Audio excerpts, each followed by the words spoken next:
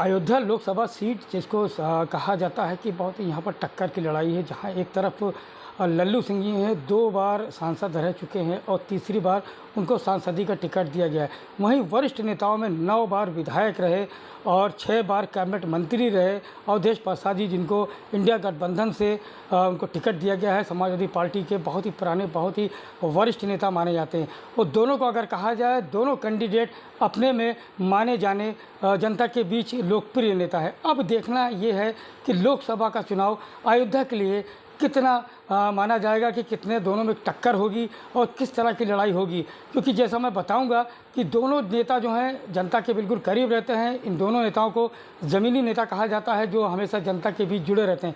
आज इन्हीं सब बातों को लेकर हमारे साथ अपर्णा जायसवाल जी, जो कि महिला महानगर अध्यक्ष हैं परकोस से समाजवादी पार्टी से। बहुत बहुत स्वागत अपर्णा जी। जिस तरह से हम जानना चाहेंगे कि लोकसभा चुनाव है, एक तरफ महागठबंधन है, दूसरी तरफ एनडीए है, वो भी अपनी पूरी ताकत लगा चुका है। और इस बार कैसी लड़ाई मानी जा रही है अयोध्या की सीट को लेकर? लड़ाई तो बहुत अच्छी है। जैसा कि गठबंधन में अखिलेश जी ने 9 बार के विधायक, बहुत वरिष्ठ और ज़मीनी नेता अवधेश प्रसाद जी को टिकट दिया है। और इस सिलसिले में और जो है पवन पांडे जी के नेतृत्व में, शीर्ष नेतृत्व में महानगर कमेटी और हम महिला संगठन पूरी ज़ोर शोर से तैयारी भी किए हैं और पब्लिक के बीच में भी जा रहे हैं, जनसभाओं में जा रहे हैं। तो ये पूरी तरह से लग रहा है कि हम लोग उनको विजयी बना सकते हैं। और पूरी लड़ाई एक तरफा है, क्योंकि हर बार तो लोगों ने देखा है, कभी आपने अयोध्या का विकास भी देखा है, लोगों ने बहुत त्रासदी भी झेली है और लोगों का रोज़गार भी छीना है और लोगों ने बहुत ज़्यादा, खास विशेषकर महिलाओं ने बहुत ज़्यादा त्रासदी झेली है इस भाजपा की सरकार में। लल्लू सिंह ने भी कोई कार्यवाही नहीं की है लोगों के बीच में। मानते हैं ज़मीनी नेता हैं, वो भी हैं, लेकिन उन्होंने कभी अयोध्या के बारे में सोचा ही नहीं, किया ही नहीं कुछ भी। जितना माननीय पवन पांडे जी ने किया, माननीय अवधेश जी ने अपने क्षेत्र में किया, लोगों को रोज़गार दिया, अखिलेश यादव जी ने जितना काम किया, उतना हमें नहीं लगता कि भाजपा ने कभी काम किया है। सिर्फ छलावा किया है। 15 लाख रुपये आने की थे, वो भी नहीं आए। नौकरियाँ देने की बात थी, वो भी नहीं आए। महंगाई इतनी ज़्यादा है कि जनता का ही पैसा उठाकर लोगों को, बिजनेसमैन को दे रहे हैं। आपने इलेक्टोरल बॉन्ड के बारे में सुना होगा, जो वर्ल्ड का सबसे बड़ा चंदा चोरी, सबसे बड़ा घोटाला साबित हुआ है। इससे लोग अक्षिप्त नहीं हैं, लोग सब जानते हैं कि कितना बड़ा घोटाला है। अब आप सोच सकते हैं कि जो व्यक्ति इसलिए ही आया था भाजपा कि हम भ्रष्टाचार मुक्त लाएंगे, गड्ढा मुक्त सरकार लाएंगे, लोगों को रोज़गार देंगे, महिलाओं को सुरक्षा देंगे, लेकिन अभी तुरंत की घटना है कि जहाँ पे उनके ही भाजपा की महिला सुरक्षित नहीं है। और समाजवादी पार्टी की रुचि वर्मा ने उनको जो है सांत्वना दी है कि हम आपके साथ खड़े हैं। जहाँ पे भाजपा सरकार में भाजपा की ही महिलाएं नहीं सुरक्षित है, तो देश की महिलाएं क्या सुरक्षित रहेंगी?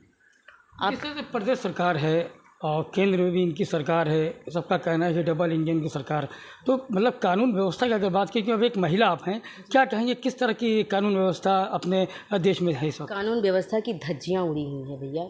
कानून व्यवस्था है ही नहीं है। आप अपने अयोध्या में आए दिन अभी चैन की खिंचाई हो जाती है, छिनैती हो जाती है, छेड़खानी हो जाती है। अभी आपने देखा कि अयोध्या में मंदिर दर्शन में कितने लोग शहीद हो गए, उसमें आस्था के नाम पे दब गए, लेकिन लोगों ने दिखाया नहीं। मुख्यमंत्री जी लगातार आते गए अयोध्या में, लेकिन कभी इसकी चर्चा नहीं हुई। वहीं से वहीं हॉस्पिटल से ही लोगों को हटा दिया गया।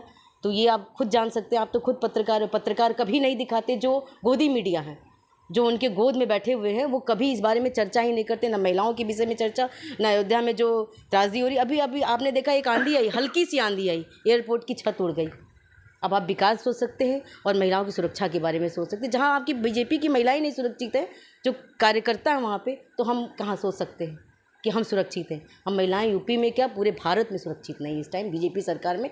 भले डबल इंजन की सरकार है, लेकिन ध्वस्त है। यहाँ पे कानून व्यवस्था बिल्कुल तरह से ध्वस्त है। अयोध्या विकास की बात हो रही, तो अयोध्या कितना विकास किया है? क्योंकि जिस तरह से कहा जा रहा है कि जब से योगी जी की सरकार आई है, योगी जी ने उत्तर प्रदेश में कमान को संभाला, उसके बाद लगातार अयोध्या और प्रदेश का लगातार विकास हो रहा है। सड़कें चौड़ीकरण हो गई और लोगों को जो मुआवजा मिलना था, जिनके घर ध्वस्तीकरण किए गए, तोड़े गए, उनको बराबर सबको मुआवजा दे गया। तो समाजवादी पार्टी क्या कहेगी इस बात को लेकर? क्योंकि जनता एक तरफ कहती है कि हमको पूरा मुआवजा नहीं मिला, वहीं दूसरी तरफ पार्टी के लोग कहते हैं कि बराबर उनको मुआवजा उन तक पहुँच रहा है। तो कितना सही मानते हैं आप?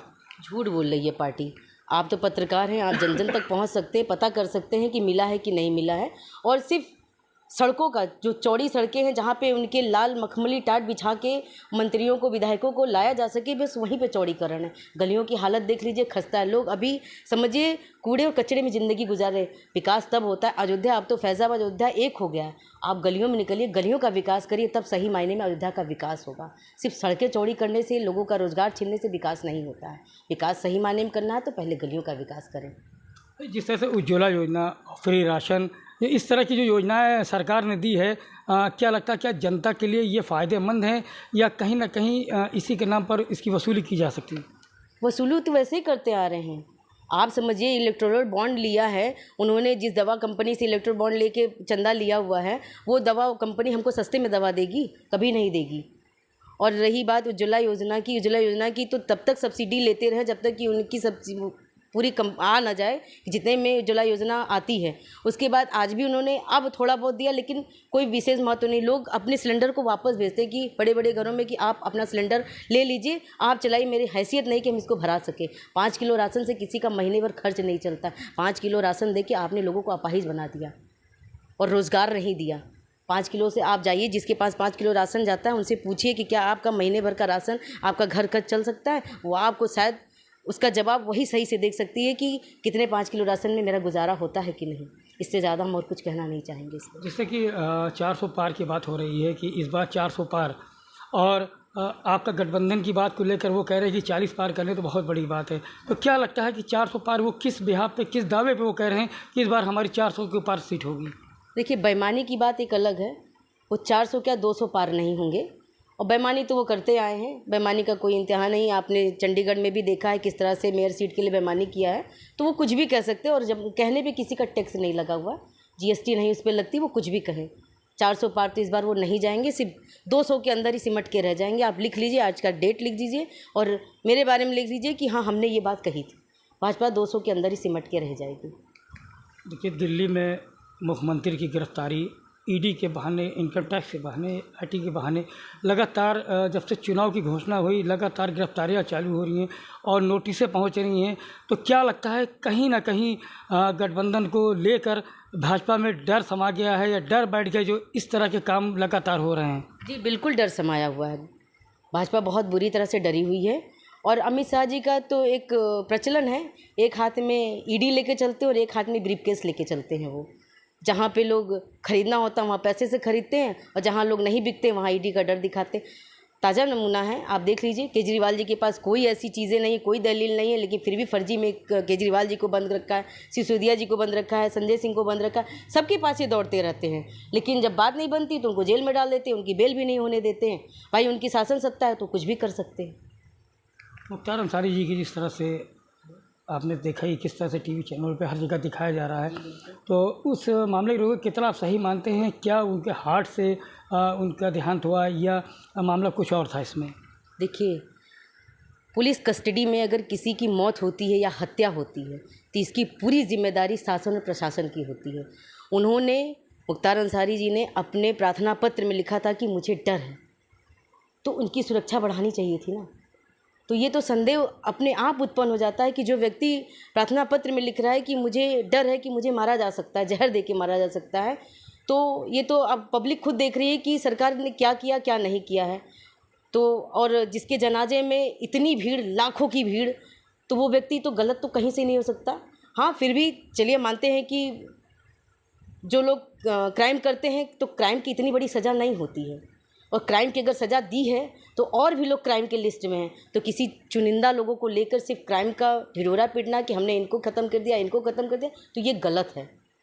ये 100% गलत है। उनके बेटे को नहीं आने देगा, वहीं पे राम रहीम को पैरोल पे उनके बर्थडे पे जन्मदिन मनाने के लिए छूट दे दिया जाता है, लेकिन आज उस बेटे को पिता की मिट्टी में मिट्टी डालने के लिए नहीं दिया गया। तो ये कहाँ तक न्याय संगत है? अब आप इस पर विचार करिए, और जनता इस पर विचार करेगी, और इसका जवाब उनको गाजीपुर, मऊ, बनारस तक इसका जवाब उनको मिलेगा, और इसका जवाब वो हार में देख के रहेंगे। और बीजेपी बहुत बुरे ढंग से मऊ से लेके बनारस तक, आजमगढ़ तक वो हार में तब्दील होंगे।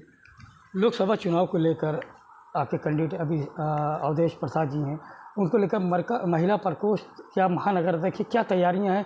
किस तरह से उनके चुनाव को लेकर आप प्रचार करें लोगों के बीच? किन किन बातों को रख रहे हैं? क्या मुद्दा आपका है इस वक्त?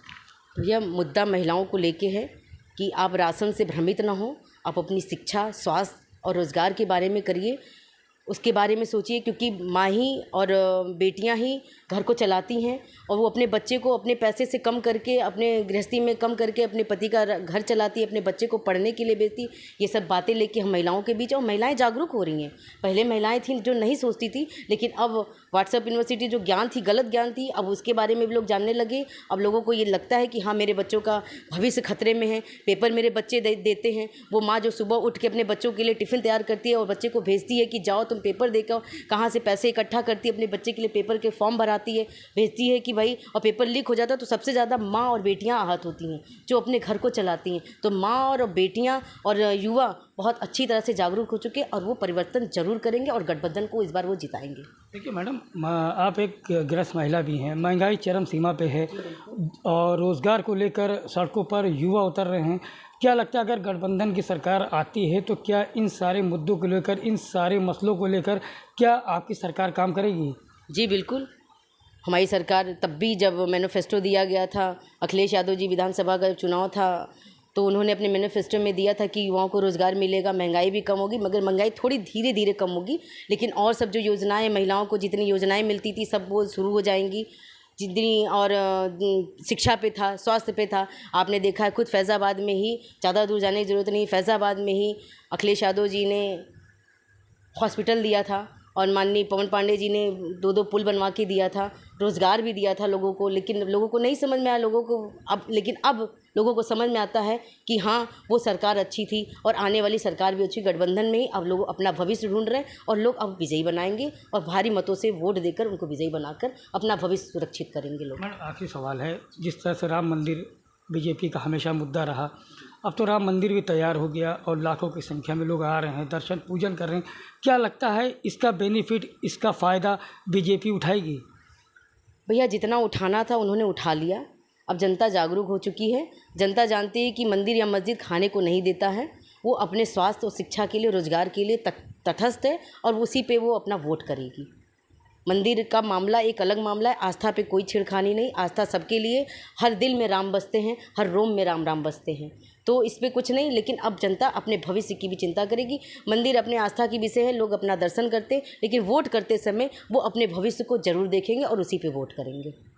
ये थी हमारे साथ अपर्णा जायसवाल जी, जो कि महानगर अध्यक्ष हैं महिला प्रकोष्ठ समाजवादी पार्टी से, और उन्होंने अपनी बातों को रखा। बिल्कुल मैं बताऊंगा कि जिस तरह से यहाँ पर बताया जाता है कि कांटे की टक्कर है लल्लू सिंह जी और अवधेश प्रसाद जी, क्योंकि दोनों वरिष्ठ बहुत ही पुराने अनुभवी नेता माने जाते हैं अपने समय के, जो एक तरफ 9 बार विधायक रहे और 6 बार समाजवादी पार्टी से कैबिनेट मंत्री रहे। अब देखना यह है कि लोकसभा चुनाव में जनता किस तरफ रुख करती है और किसको भारी मतों से जाती है। अवधेश से परवा साक्षी के लिए तुफैल अहमद। अगर आप भी लेना चाहते हैं देश दुनिया की तमाम जानकारी, तो आज ही सब्सक्राइब करें हमारे चैनल को। साथ ही नीचे दिए बेल आइकन को जरूर दबाएं ताकि हर अपडेट आप तक पहुंच सके।